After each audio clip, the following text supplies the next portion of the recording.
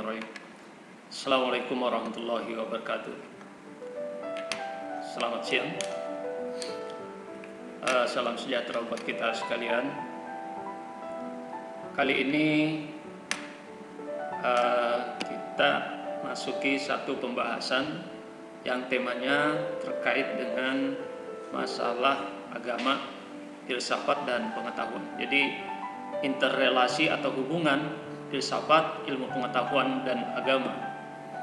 Kita lihat bahwa bagaimana hubungan di antara mereka ini. Apakah ada perbedaan, persamaan, dan kita lihat nanti dalam pembahasan berikutnya. Sebagaimana yang telah singgung di pertemuan pertama kemarin, kita membahas secara etimologi pengertian filsafat. Kalau dari sisi bahasa, secara bahasa philo atau philia yang artinya cinta, kemudian sophia yang berarti kebijaksanaan. Secara etimologis berarti cinta kepada kebijaksanaan. Sementara secara terminologis filsafat itu berarti studi tentang seluruh fenomena kehidupan, baik itu terkait pemikirannya yang secara kritis dan dijabarkan dalam konsep yang redik, yang mendasar. Itu pengertian filsafat, nanti kita diskusikan. Kemudian ini pengertian dasar dulu. Ilmu pengetahuan adalah pengetahuan yang berasal dari pengamatan, pencermatan kita, pengalaman kita sehari-hari, gitu ya, dalam satu sistem untuk menentukan hakikat dan prinsip tentang hal yang sedang dipelajari. Nah, dikatakan sebagai pengetahuan yang ilmiah kalau pengetahuan itu telah disusun secara sistematis, terukur, dapat dibuktikan, bersifat eksak, pasti, real, terorganisir, namun pada hakikatnya tidak bersifat final, artinya masih kemungkinan akan berlanjut. Itu pengertian pengetahuan. Kemudian pengertian agama, sebagaimana yang kita pelajari dari sisi bahasa, ada yang mengatakan dari bahasa Sanskerta aga dan gama, yang berarti tidak kacau atau teratur.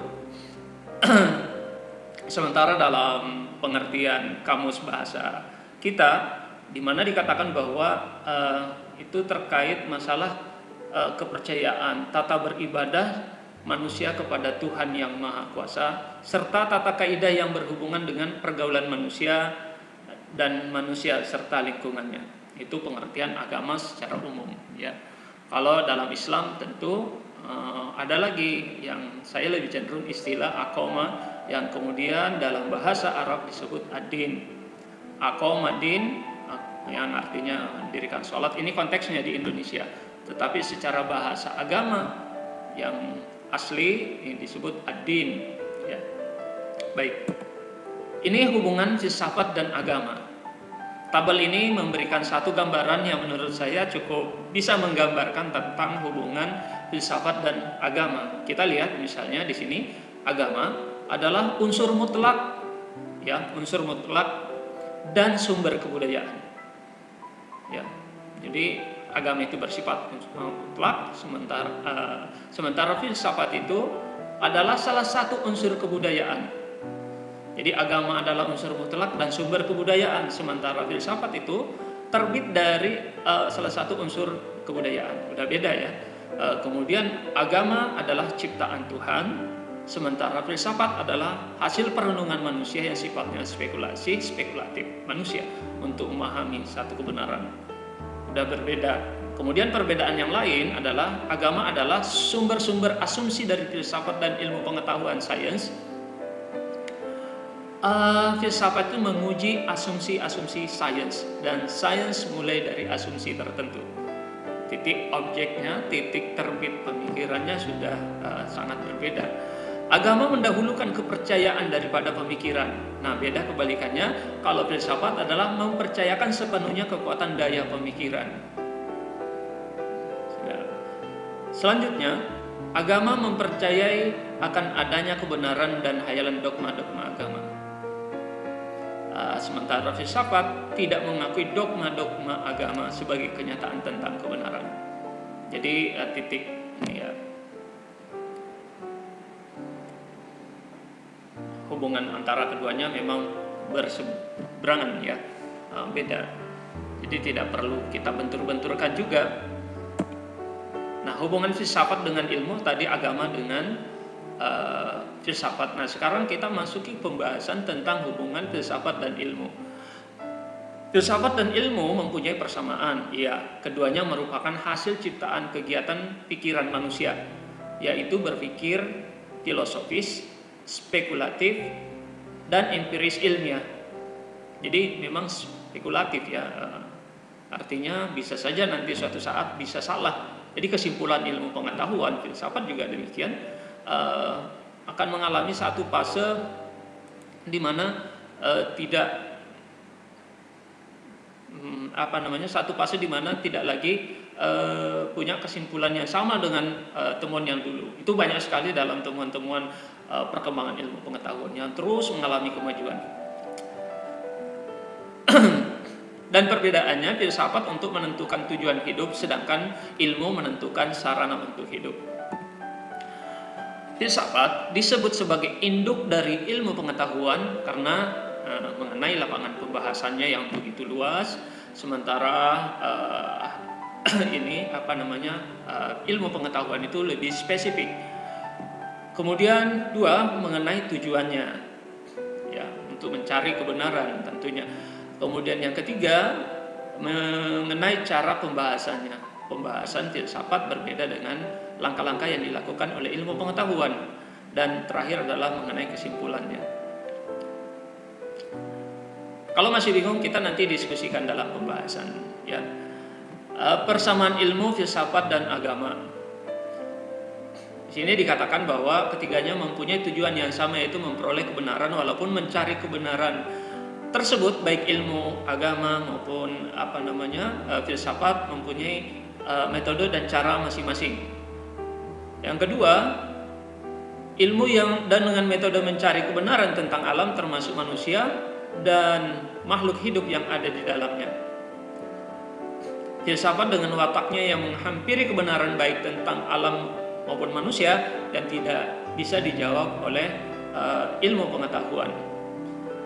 Dan sedangkan agama dengan kepribadiannya memberikan jawaban atas persoalan-persoalan yang dipertanyakan oleh manusia. Ini banyak sekali ya.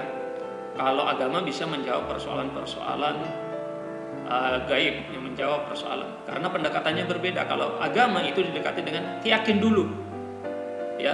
Sementara filsafat dan ilmu pengetahuan tangkapan indera dulu. Ya. Jadi keyakinan belakangan. Kalau agama itu lebih mencari yakin dulu, baru kemudian dicari. Nah, ilmu pengetahuanlah yang kemudian nanti membantu atas keyakinan agama. Ya begitu ya. Kemudian perbedaan ilmu, filsafat, dan agama. Kalau filsafat diyakini sebagai induk pengetahuan, filsafat adalah teori tentang kebenaran, filsafat mengedepankan rasionalitas, pondasi dari segala macam disiplin ilmu yang ada. Ya, itu memang filsafat, jadi dianggap semacam induk pengetahuan. Jadi sebenarnya skupnya lebih besar filsafat dibanding ilmu. Kemudian filsafat juga bisa diartikan sebagai ilmu pengetahuan yang menyelidiki, memikirkan segala sesuatu secara mendalam dan sungguh-sungguh, secara radikal, secara redik, ya, mendasar. Sementara filsafat menghampiri kebenaran dengan cara meluangkan, mengelenakan, menggambarkan akal budi secara radikal, integral, serta universal.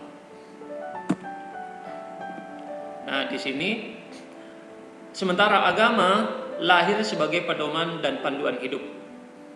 Agama lahir tidak didasari dengan riset atau uji coba dari pemikiran manusia, karena memang agama itu adalah absolut. Kebenaran agama bersifat mutlak karena agama diturunkan oleh zat yang maha besar, yang maha benar, maha mutlak, maha sempurna. Kalau dalam Islam ya meyakini bahwa itu adalah sumbernya dari Allah Subhanahu wa taala. Kalaupun tidak bisa kita meyakini ataupun tidak bisa kita buktikan, kita punya keyakinan, ya, Kita tidak bisa dicapai dengan rasional. Banyak sekali orang yang mempertanyakan dari aspek agama. Itu nggak bisa, kita harus meyakini dulu. Misalnya bagaimana masyarakat Arab waktu itu tidak percaya akan perjalanan Nabi dari Mekah ke Madinah kemudian naik ke Sidratul Muntaha. Kalau pendekatan rasional manusia, ilmu pengetahuan tidak akan pernah bisa diyakini. Tetapi karena agama ada pendekatannya adalah keyakinan, diyakini. Gitu ya. Yakin bahwa itu memang tidak ada yang tidak, bagi Tuhan yang Maha Kuasa pasti bisa. Nah, disitulah keyakinan diuji. Misalnya lagi tentang dalam beragama, beberapa cara spiritual beragama kita kemudian dipertanyakan oleh akal. Misalnya orang buang angin batal wudhu, kemudian yang dibasuh adalah wajahnya. Itu kan salah satu pertanyaan yang kalau pendekatan logika itu nggak masuk secara rasio. Tetapi memang agama itu bersifat absolut, ini harus diyakini dulu. Baik, kita lanjut. Ilmu pengetahuan adalah satu hal yang dipelopori oleh akal. Tentu akal sehat ya. Ilmiah, empiris itu pengalaman, bisa dibuktikan ya, dan logis. Ya, jadi memang rasio ya. Ilmu adalah cabang pengetahuan yang berkembang pesat dari waktu ke waktu. Iya. Segala sesuatu yang berawal dari pemikiran logis dengan aksi yang ilmiah serta dapat dipertanggungjawabkan dengan bukti yang konkret. Memang pengetahuan itu harus diuji. Sebagaimana pembahasan kita di awal tadi, sifatnya ilmu itu adalah bisa dibuktikan, bisa diuji, measurable ya, bisa diukur, dan sifatnya memang tidak final, tapi kemungkinan akan terus berlanjut. Selanjutnya, ilmu dan filsafat kedua-duanya dimulai dengan sikap sanksi, ada sikap NCT, keraguan-raguan atau tidak percaya, ada NCT, ada kegelisahan akademik lah di dalamnya. Sedangkan agama dimulai dengan sikap percaya dan iman. Itu tadi yang saya singgung. Kemudian kita lihat titik temunya, titik singgung dari antara filsafat, agama dan pengetahuan. Baik ilmu, filsafat, dan agama ketiganya saling melengkapi, karena tidak semua masalah yang ada di dunia ini dapat diselesaikan oleh ilmu. Ya betul, sebagaimana kita singgung tadi, karena ilmu terbatas oleh subjeknya maupun oleh objeknya, bahkan termasuk metodologinya. Sehingga masalah tersebut diselesaikan oleh filsafat karena filsafat bersifat spekulatif dan juga alternatif. Agama memberikan jawaban tentang banyak hal soal asasi yang sama sekali tidak terjawab oleh ilmu.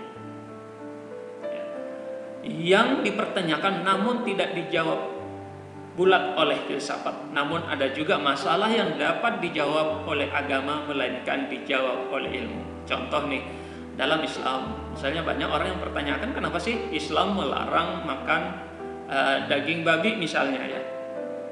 Karena untuk menjawab itu, agama tidak mampu memberikan itu. Karena kita harus pendekatan keyakinan. Tapi untuk memperkuat keyakinan itu, maka dibutuhkanlah pembuktian daripada ilmu pengetahuan. Ini yang saya maksud. Dalam titik singgung ini, hal-hal yang sifatnya mungkin tidak bisa dirasional oleh agama, maka dengan pendekatan sains, pengetahuan, ilmu itu mampu memberikan jawaban untuk lebih meyakinkan lagi. Jadi sebenarnya ilmu itu membantu keyakinan kita, bukan direduksi. Begitu tidak bisa dibuktikan, kemudian agama direduksi, dikurangi, bahkan tidak kokoh dalam keimanan. Mungkin itu gambaran sekilas tentang relasi hubungan antara agama, filsafat, dan pengetahuan, baik dari sisi perbedaannya, persamaannya, maupun dari titik singgungnya, titik temunya, saling mensupport antara satu dengan yang lain. Demikian, mudah-mudahan ada manfaatnya, dan lebih teknis kita bisa diskusi dalam kelas lain. Terima kasih atas segala perhatiannya. Saya akhiri. Assalamualaikum warahmatullahi wabarakatuh.